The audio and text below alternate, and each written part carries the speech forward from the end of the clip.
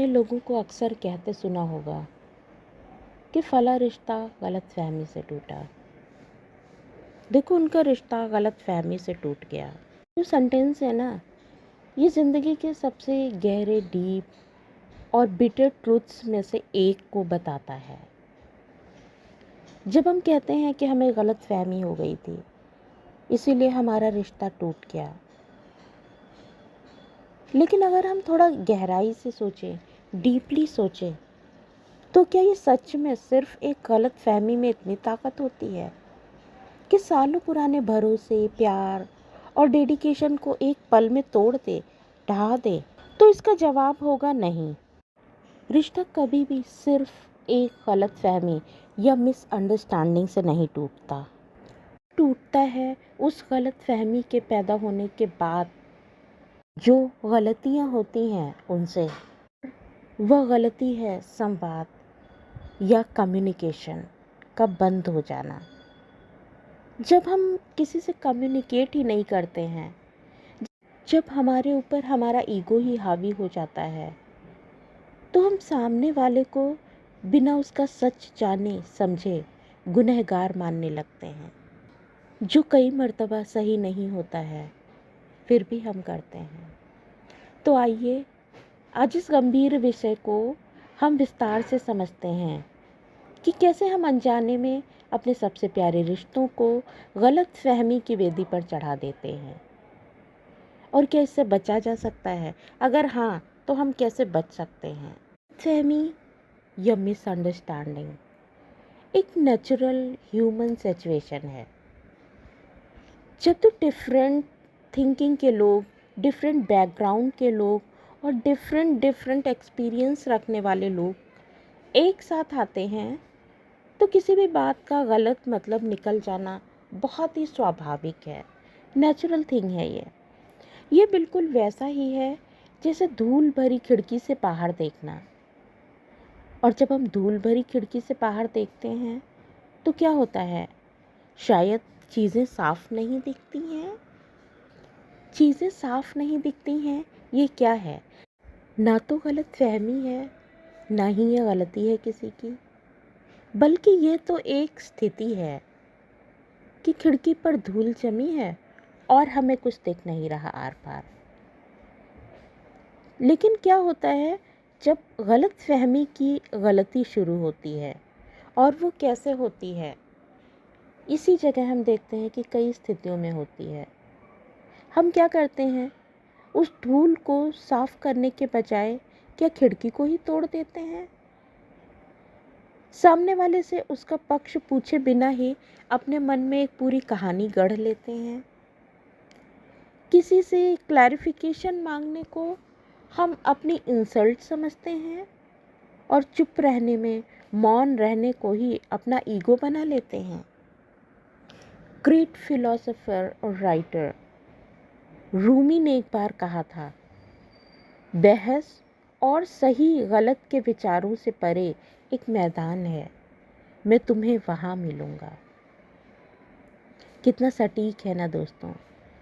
रिश्तों में जब हम सही या गलत साबित करने की ज़िद पर अड़ जाते हैं, तो हम उस मैदान को खो देते हैं जहाँ रिश्ते सांस लेते हैं।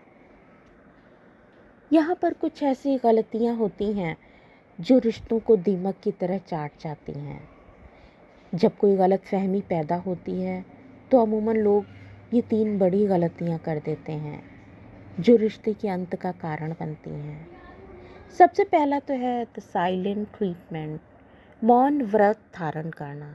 गलतफहमी होने पर सबसे पहली गलती लोग यही करते हैं कि उन्होंने बातचीत करनी बंद कर दी, कम्युनिकेशन को स्टॉप कर दिया।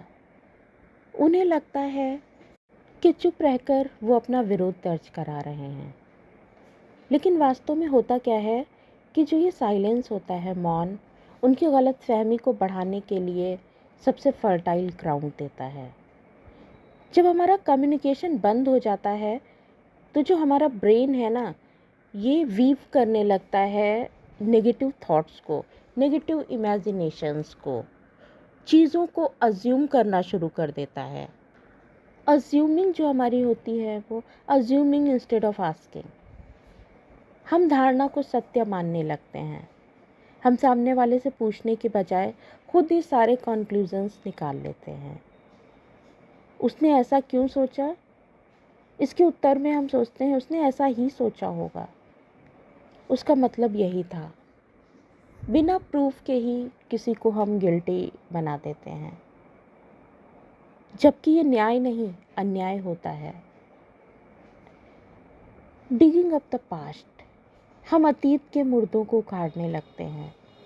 जैसे ही आज की कोई बात बुरी लगी तो हम पिछले कितने ही सालों का लेखा जोखा खोल लेते हैं, अपनी इमोशनल किताब खोल कर बैठ जाते हैं। मुद्दा छोटा सा था, आज की गलतफहमी का, और जो बहस है ना, वो पूरी हिस्ट्री पर हावी होने लगती है। इस तरह से हम गलतफहमी को पोषित करते हैं। एक बहुत ही छोटा एग्जाम्पल यहाँ पर देना चाहूँगी।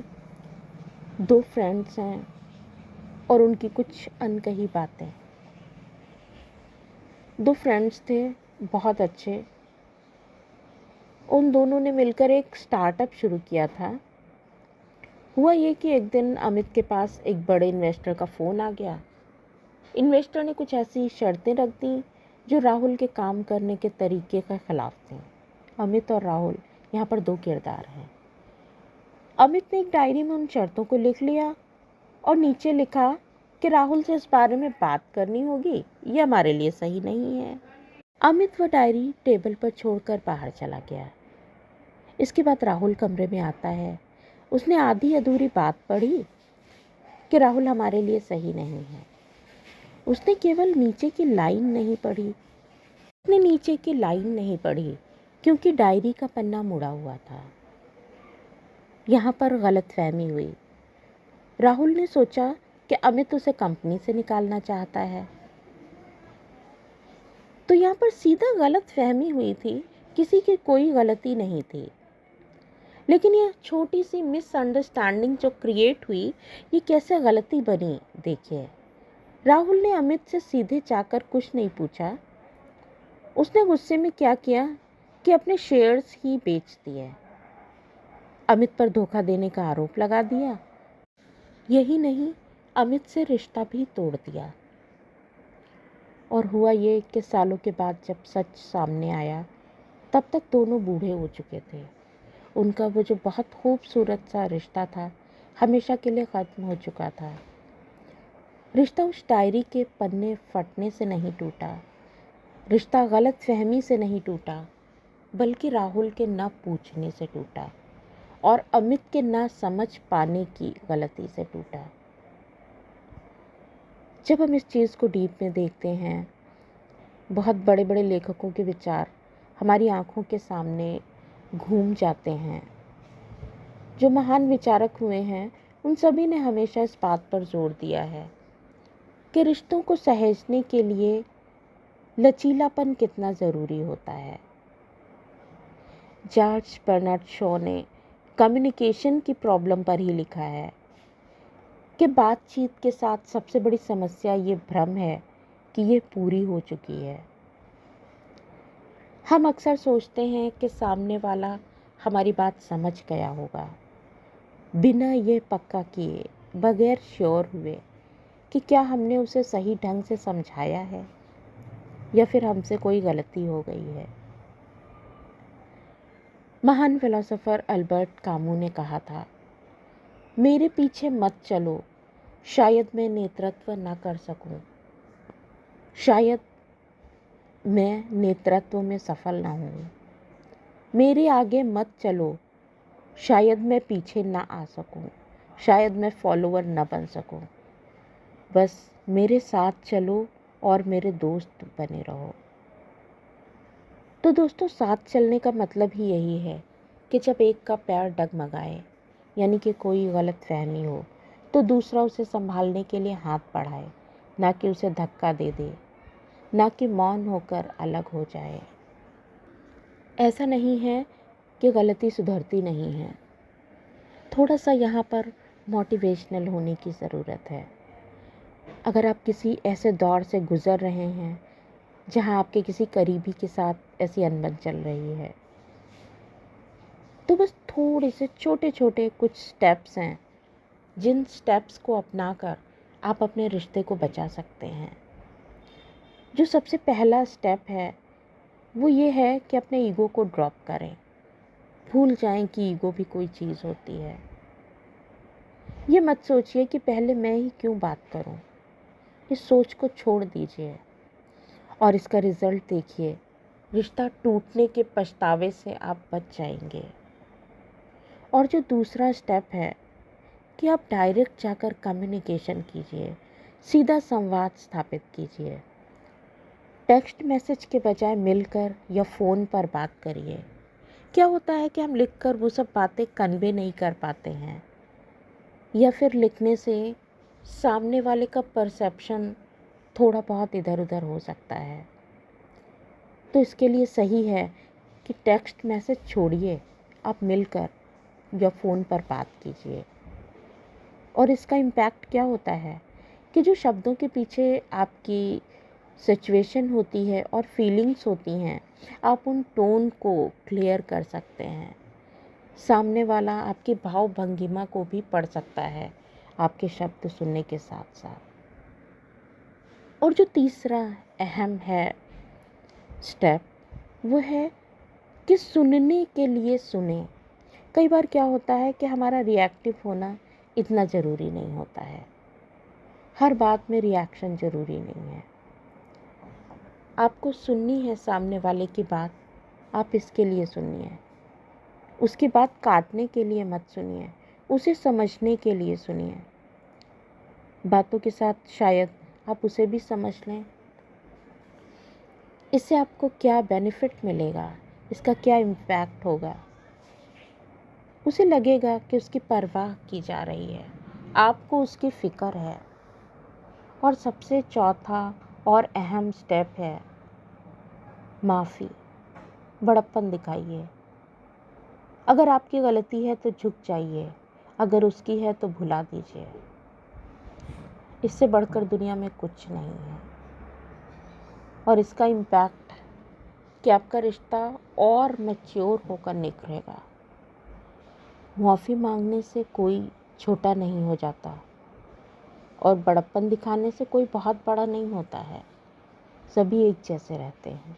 जो जैसे पहले था वैसा ही हो जाता है। रिश्तों की उम्र लंबी कीजिए।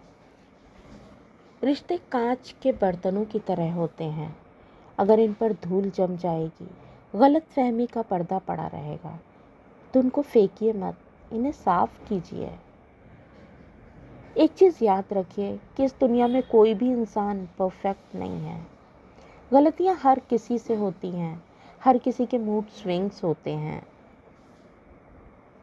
जब भी किसी रिश्ते में दरार आने लगे तो खुद से एक क्वेश्चन करिएगा, क्या मेरा अहंकार इस इंसान से या फिर इस रिश्ते से ज़्यादा कीमती है? और यकीन मानिए जवाब आपको अपने आप मिल जाएगा। कोई भी गलत फहमी हो, एक हादसा मानकर भूल जाइए, लेकिन उसे एक ऐसी गलती मत बनने दीजिए जो जीवन भर के लिए आपको अकेला कर दे। बात कीजिए, हाथ मिलाइए और मुस्कुराकर गले लगा लीजिए, क्योंकि इंसान लौट कर आ सकता है, बीता हुआ वक्त और छूटे हुए लोग कभी नहीं आते। धन्यवाद।